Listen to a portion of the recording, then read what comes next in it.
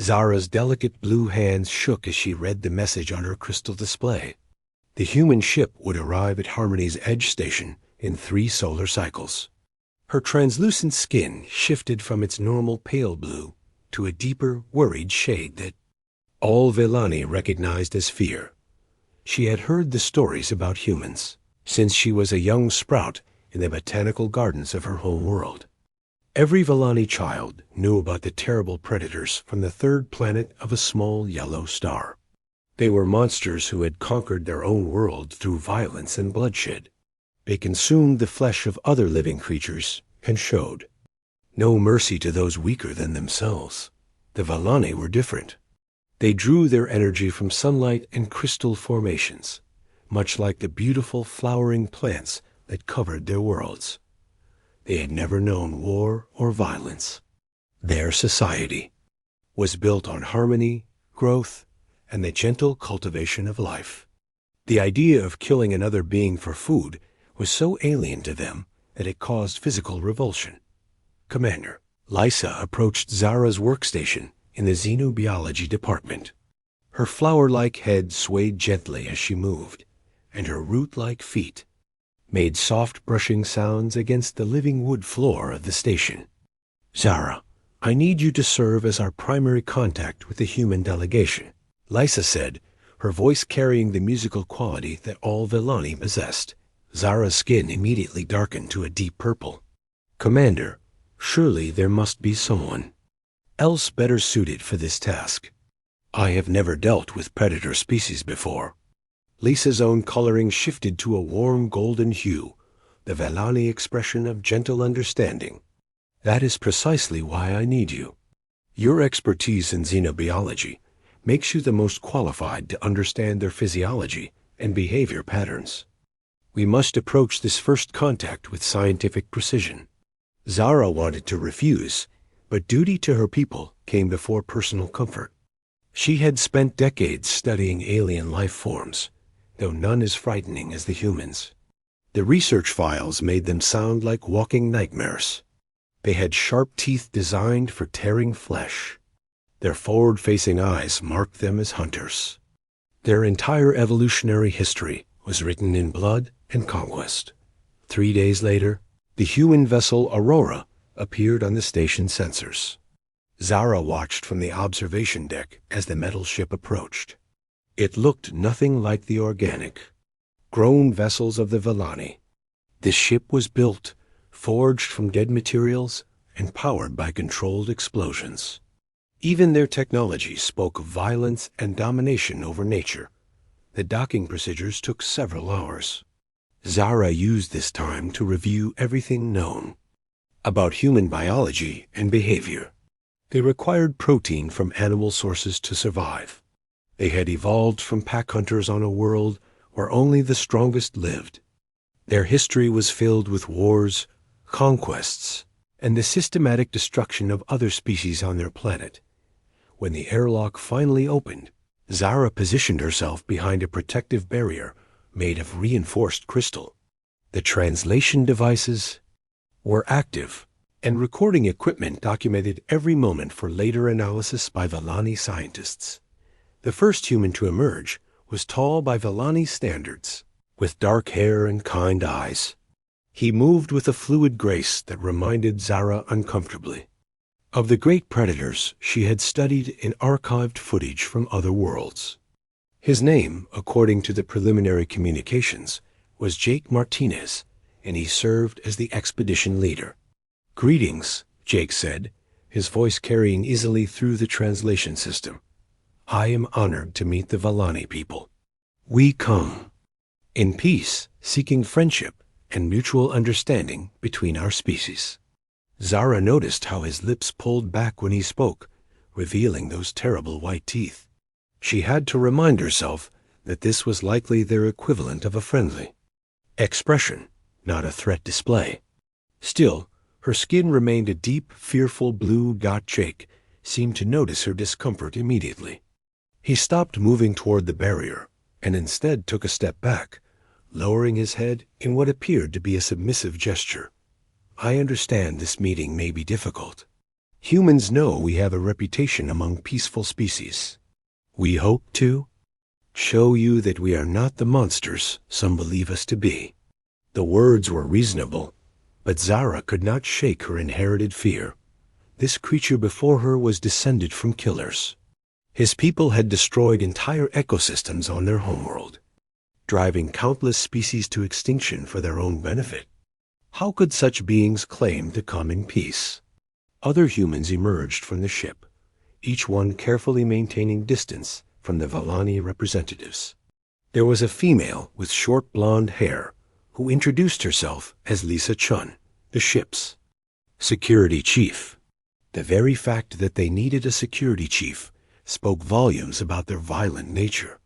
There was also Dr. Ben Murphy, their chief medical officer, whose knowledge was probably gained by studying the injuries their kind inflicted upon others.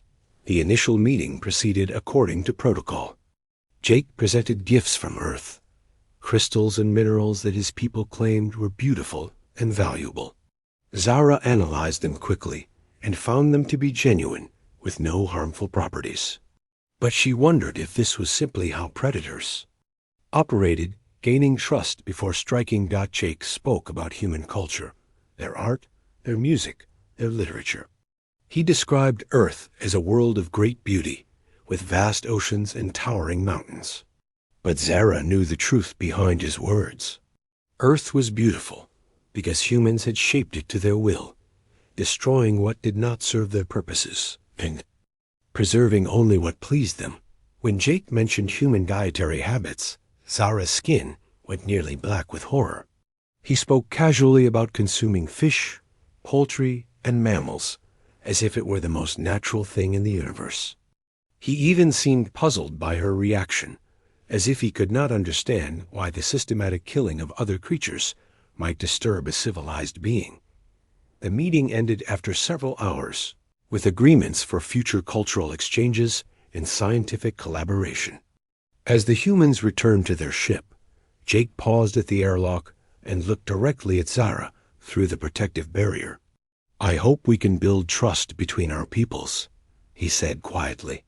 "I know we seem frightening to you, but we have learned much about controlling our nature. We wish only to explore the galaxy in peace and make friends among the stars." After the humans departed for their temporary quarters on the station, Zara remained at her workstation long into the night cycle. She compiled her initial report, documenting every observation about human behavior and physiology.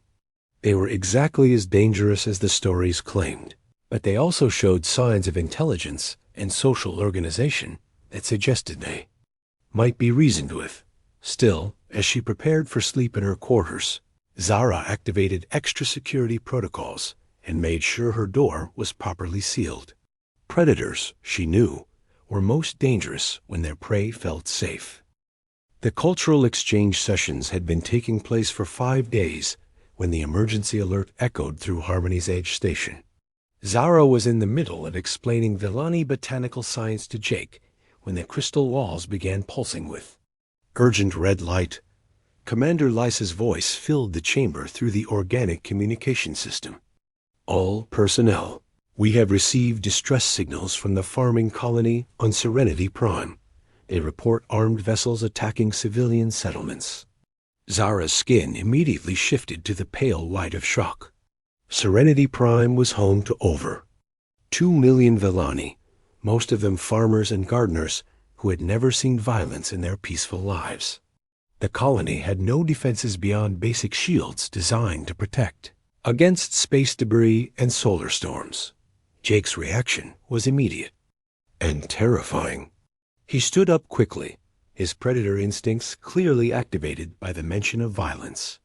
His human companions, who had been scattered around the chamber, examining Villani crystal technology, gathered around him with military precision that made Zara's root feet curl with fear. "What kind of weapons are the attackers using?" Jake asked, his voice sharp and focused in a way that reminded Zara of every story about human aggression she had ever heard. "Our sensors indicate standard plasma cannons and some form of biological weapon," Commander Lysa replied. The colonists are requesting immediate evacuation assistance. Without hesitation, Jake turned to his crew. Lisa, get the Aurora ready for immediate departure. Ben, prepare the medical bay for casualties. We leave in 20 minutes. Zara watched in growing horror as the humans transformed before her eyes. The polite, careful beings who had spent days discussing art and philosophy were suddenly moving, with the coordinated efficiency of a hunting pack. Their casual demeanor vanished, replaced by something cold and dangerous that made her leaves tremble. You cannot be serious, Zara said, her voice barely above a whisper. You wish to involve yourselves in armed conflict. Jake looked at her with those forward-facing predator eyes, and for a moment she saw something in them that confirmed every fear her people had about humans. It was not cruelty exactly, but a willingness to engage in violence that no civilized being should possess. Zara, innocent people are under attack. We have the capability to help them. How could we do anything else? The way he said it made it sound so reasonable, but Zara knew better. This was how predators operated. They used noble-sounding excuses to justify their violent nature. Jake was revealing what humans truly were beneath their thin veneer of civilization. Lisa.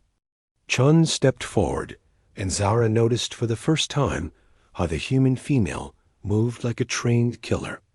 Her muscles were clearly developed for combat, and she carried herself with the confidence of someone who had taken many lives. Sir, the Aurora is equipped with defensive weaponry, and our crew has extensive combat training. We can provide escort for evacuation ships and engage hostile forces if necessary. Combat training. Extensive combat training. The words echoed in Zara's mind as she realized the full implications.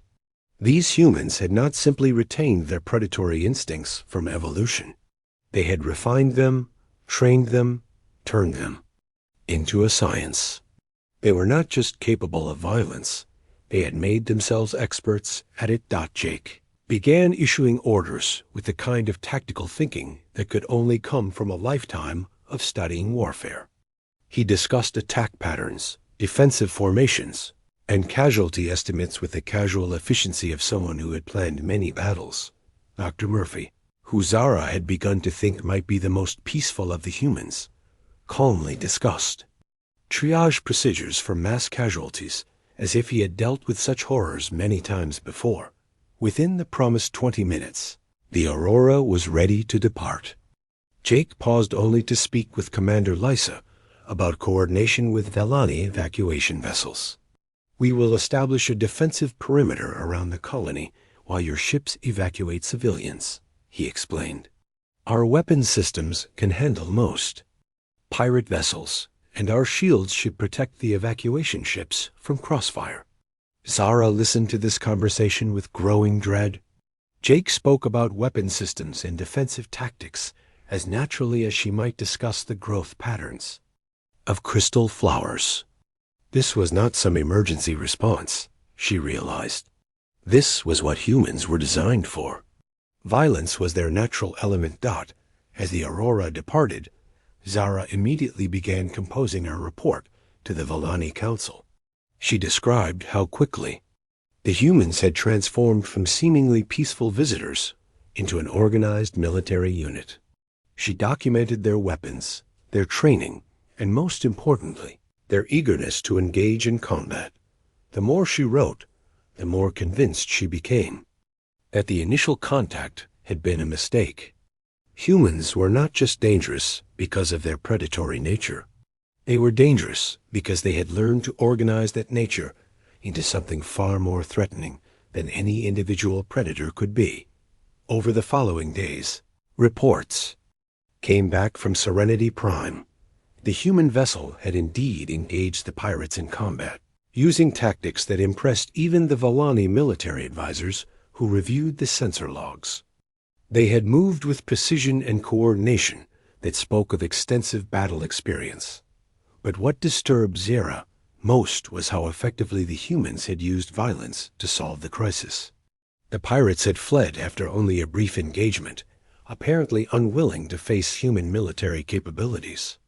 It was exactly the kind of outcome that would encourage humans to see violence as a solution to future problems. When Jake returned to Harmony's Edge 3 days later, Zara noticed changes in him that confirmed her worst fears. He moved with more confidence, his crew showed him even greater respect, and there was a satisfaction in his manner that she recognized from her studies of predator behavior. He had successfully hunted, and it had invigorated his killer instincts. During their next cultural exchange session, Jake tried to explain what had happened at Serenity Prime.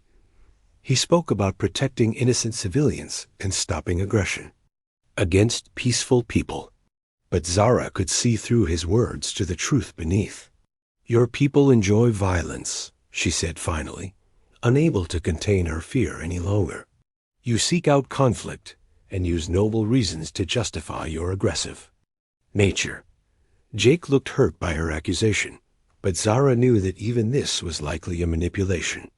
Predators often used false emotions to lower the guard of their prey. "Zara, we take no pleasure in fighting. But when innocent people are threatened, we cannot simply stand by and watch. It is our nature to protect those who cannot protect themselves." Words sounded reasonable, but Zara had seen the tactical displays from the battle. The humans had not simply protected the colonists. They had hunted down the pirates with methodical efficiency, using their superior technology and training to dominate the battlefield. This was not protection. This was predatory behavior dressed up in noble language.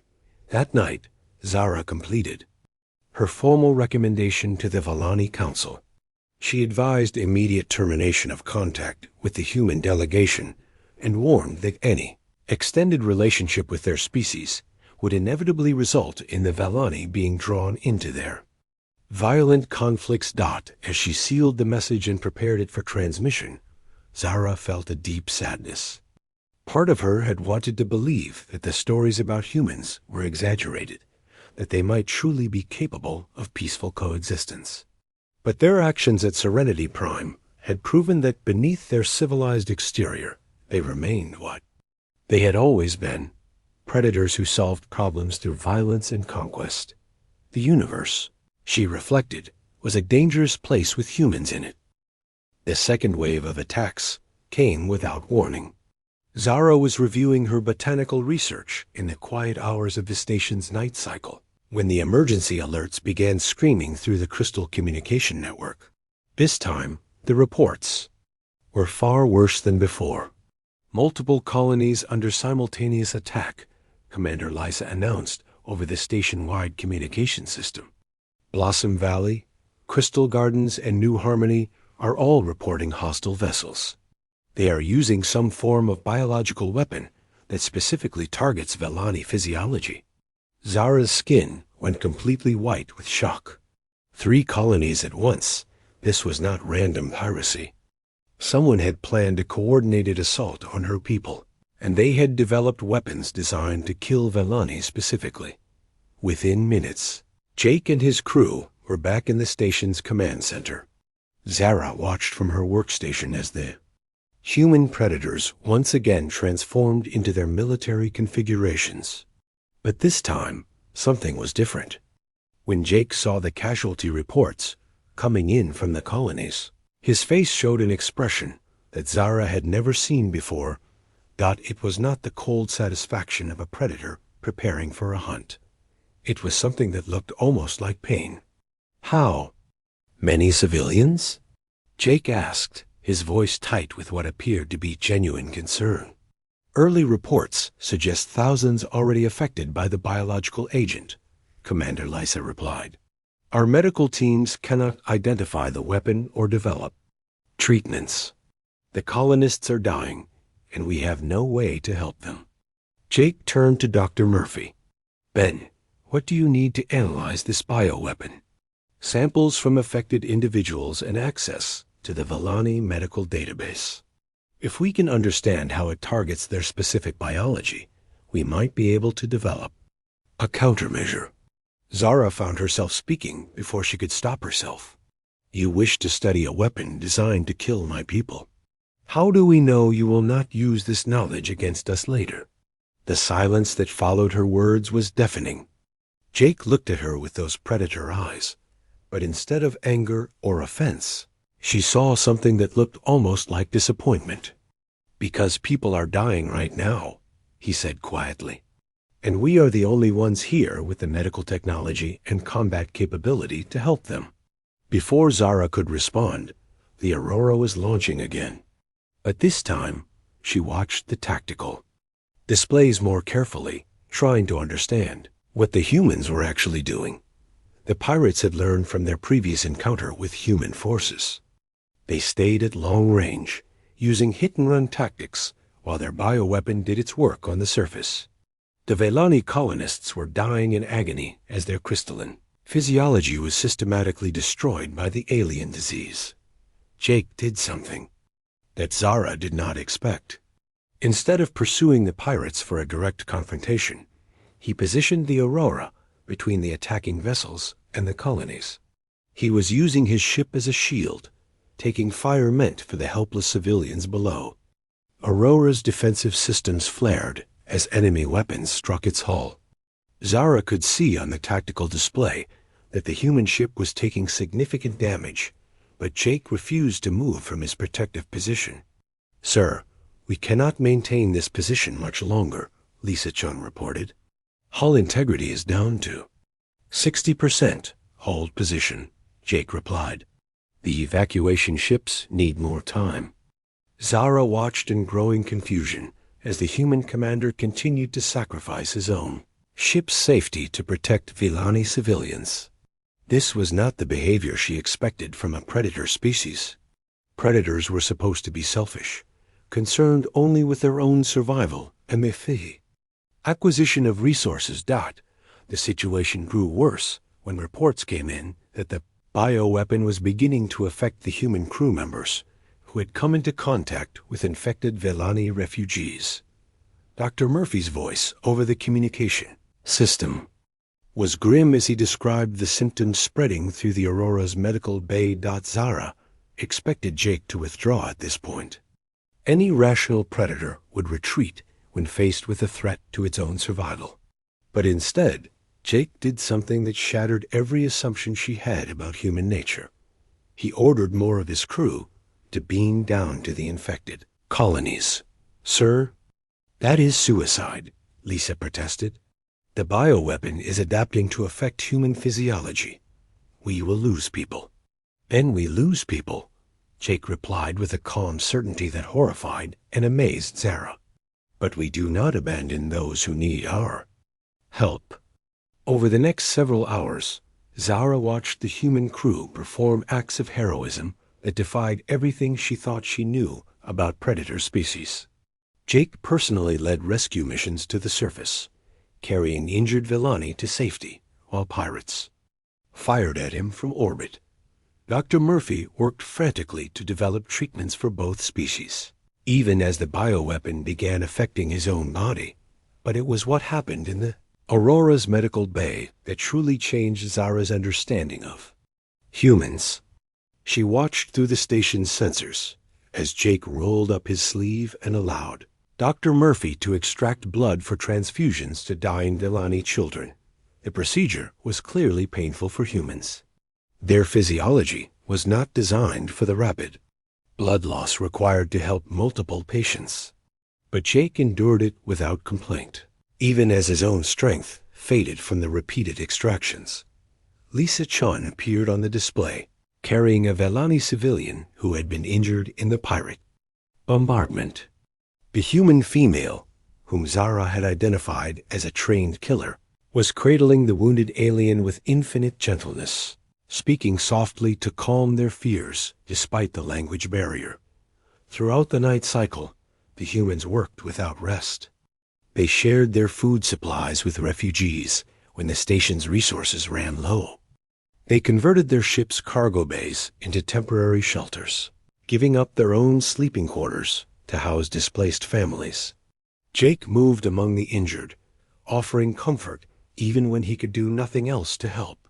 Zara found herself assigned to assist in the medical bay, since her expertise in Vellani physiology was needed to help Dr. Murphy understand how the bioweapon functioned.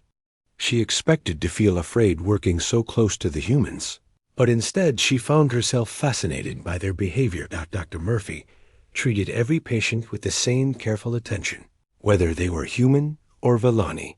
He showed no preference for his own species, working equally hard to save both. When supplies ran low, he gave the best medications to the most critically injured, regardless of what species they belonged to. Jake appeared in the medical bay after leading another rescue mission to the surface. His uniform was torn and scorched from weapon fire, and he moved with the exhaustion of someone who had pushed far beyond normal limits. But when he saw a young Vellani who was crying for her parents, he sat beside her and held her small crystalline hand until she fell asleep. Zara watched this display of gentleness from a being she had been taught to fear as a monster. Jake's large predator hands were perfectly careful with the delicate alien child, and his voice carried the same soothing quality that Vellani parents used with their own young. "You do not have to do this," Zara said quietly. "These are not your people. You gain nothing by helping them." Jake looked at her with tired eyes that held no trace of the cold calculation she expected from a predator. "We gain the knowledge that we did what was right. That is enough." As the crisis continued, Zara began to see the pattern of human behavior that she had completely misunderstood. Their capacity for violence was not separate from their capacity for compassion. It was the same protective instinct expressed in different ways. They fought fiercely because they cared deeply, not because they enjoyed causing pain. The humans were not predators in the way her people had imagined. They were guardians, shaped by evolution, to protect those who could not protect themselves. Their forward-facing eyes were not just for hunting prey. They were for watching for threats to those under their care. When the pirate attacks finally ended, driven off by the arrival of Vellani defense ships, Zara looked around the Aurora's medical bay with new understanding. The humans had risked everything to save people they barely knew from a species that feared and distrusted them. Jake found her as she was preparing to return to the station. He looked even more exhausted than before, and she could see the toll that multiple blood transfusions had taken on his system. "Thank you for your help," he said simply. "We could not have saved as many without your knowledge of Vellani medicine." Zara stared at this being who had spent days sacrificing his own well-being to save her people. Everything she had believed about humans was wrong, and she was only beginning to understand what they truly were. In the days following the pirate attacks, Zara found herself unable to concentrate on her regular duties. The images from the Aurora's medical bay kept playing in her mind, challenging everything she had been taught about human nature. She spent long hours reviewing the sensor logs and recorded conversations, trying to understand what she had witnessed. The humans remained docked at Harmony's edge while their ship underwent repairs. Jake had insisted that the station's facilities be used primarily for treating the Vellani refugees, even though his own crew needed medical attention. Dr. Murphy worked alongside Vellani healers, sharing human medical knowledge freely and asking for nothing in return. Zara began observing the humans more carefully during this recovery period. She watched Jake visit the medical bay every day, checking on both human and Vellani patients with equal concern. She noticed how he remembered small details about each person, asking the Vellani children about their crystal gardens and listening patiently to elderly refugees share stories about their destroyed homes. One evening, Zara was working late in the medical bay when she discovered Jake sitting beside the bed of an elderly Vellani named Elder Tovin. The old being was dying from exposure to the bioweapon, and his family had already said their farewells. Jake was simply holding the elder's crystalline hand, providing silent comfort in his final hours. "Why do you stay with him?" Zara asked quietly, approaching the bedside. He cannot understand your words, and there is nothing more you can do. To help him, Jake did not look away from the dying Villani. No one should die alone. Where I come from, we believe that the presence of another living being can provide comfort, even when words cannot. Zara watched as Jake continued his vigil through the night. When Elder Tovin finally passed peacefully in the early morning hours, Jake gently closed the old being's light-sensitive organs and whispered something in his human language that sounded like a prayer or blessing. This display of compassion toward a member of another species, someone he had never met before the crisis, forced Zara to reconsider her fundamental understanding of human nature. The stories she had heard described humans as callous beings who cared only for their own kind. But Jake's behavior suggested something entirely different. She began spending more time around the human crew, observing their interactions when they thought no one was watching. She saw Dr. Murphy sharing his personal food rations with young Villani, refugees who were still adjusting to the station's nutrient supplies. She watched Lisa Chun teaching Villani children simple human games to help distract them from their trauma. Revealing was what she observed when the humans thought they were alone. Instead of celebrating their successful combat against the pirates, they spoke quietly about the casualties they had been unable to prevent.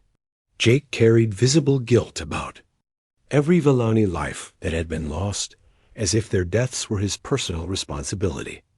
"We should have been faster," she heard him say to Dr. Murphy one evening.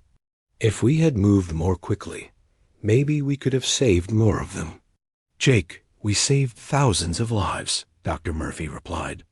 "You cannot blame yourself for the ones we could not reach in time." But Jake's expression showed that he did blame himself. This was not the attitude Zara expected from a predator species. Predators were supposed to be focused on their own survival and success. They were not supposed to feel responsible for the welfare of completely unrelated species. Zara decided to conduct a more systematic study of human behavior. She reviewed Earth's history, not from the perspective of Villani fears, but as an objective scientist examining the data. What she found challenged her preconceptions even further. Yes, humans had engaged in warfare and violence throughout their history, but they had also repeatedly risked their lives to save others, even members of different species.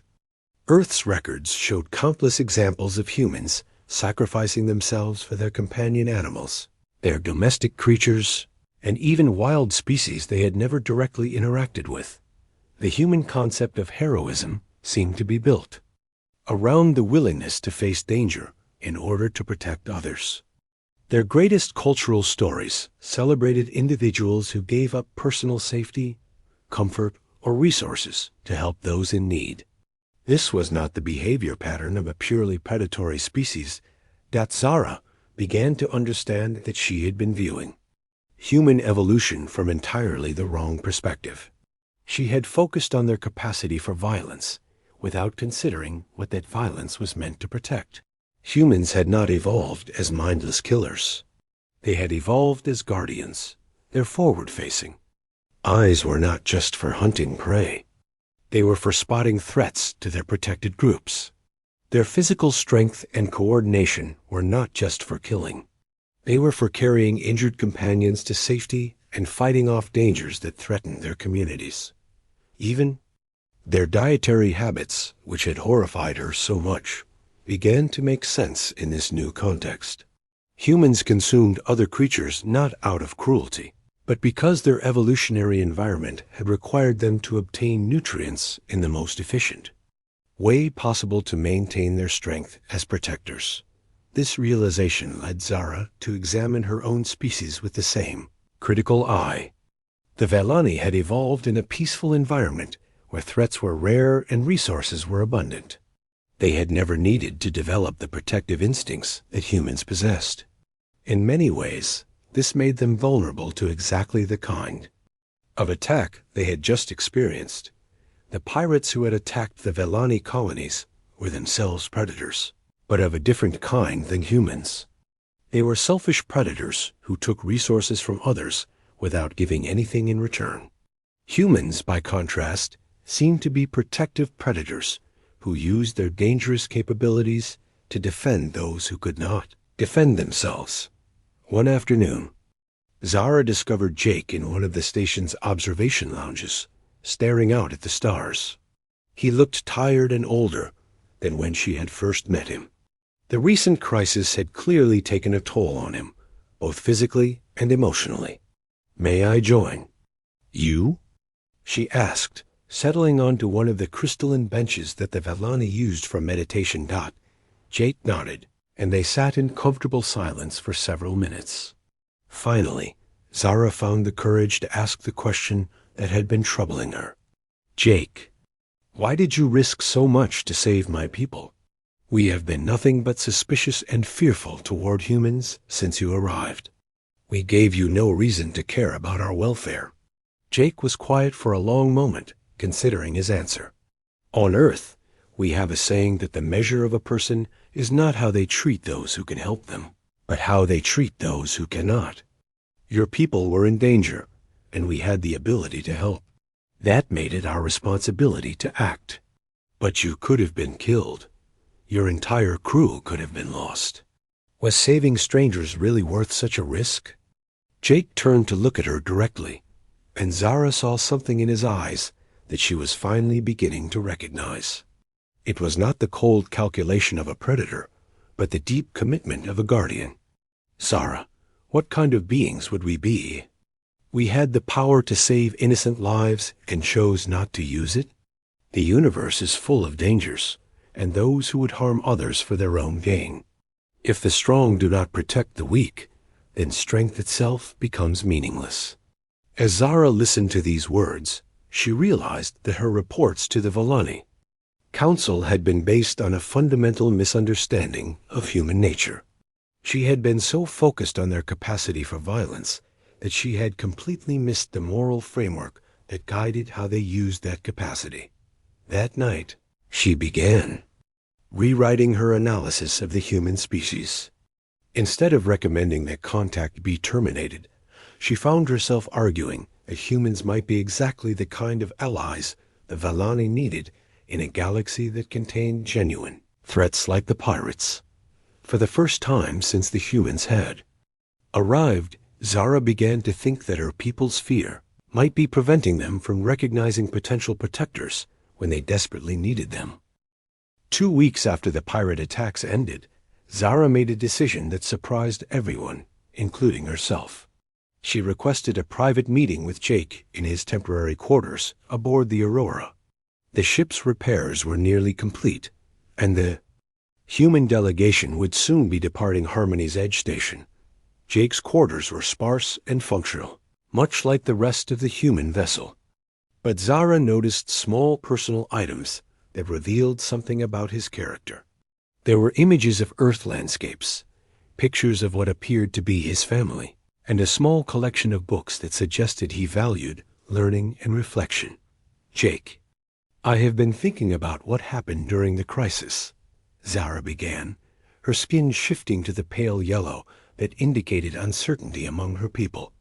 "I realized that my initial reports about humans were based on fear rather than accurate observation." Jake nodded, but did not speak, allowing her to continue at her own pace. "I would like to request permission to join your crew as a permanent member," she said, the words coming out in a rush before she could lose her courage. "I want to learn more about humans and help build better relationships between our species." Jake's expression showed genuine surprise. "Zara, are you certain about this decision? Space travel with humans will be very different from life on a Valani station. We encounter dangers regularly, and our methods of dealing with them may still seem frightening to you." "That is exactly why I need to come with you," Zara replied. "I have spent my entire life afraid of things I did not understand. I want to learn what humans are really like when they are not trying to make a good impression on aliens." Jake considered her request carefully. "If you join our crew, you will be expected to contribute to our missions.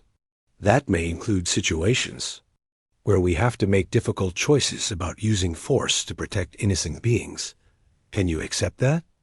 Zara thought about the Vellani children who had died from the bioweapon while she watched from the safety of the station.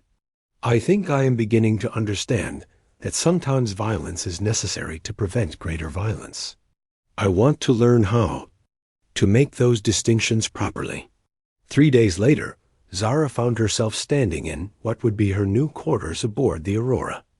Jake had assigned her a room near the observation deck, knowing that her people found comfort in starlight. The space was small but comfortable, with modifications to accommodate her plant-like physiology. Dr. Murphy had worked with her to ensure that the ship's life support systems could provide the specific light wavelengths and mineral nutrients that Vellani required. Lisa Chun had shown her the ship's emergency procedures and given her a communication device that would translate her words instantly into human languages. As the Aurora departed Harmony's edge station, Zara watched through the observation port as her homeworld grew smaller in the distance. She felt nervous about leaving everything familiar behind, but also excited about the possibilities ahead. Her first weeks aboard the human ship were a period of adjustment and learning. She discovered that humans were much more complex than she had initially believed. They could be gentle and compassionate with those under their protection, but they could also be absolutely ruthless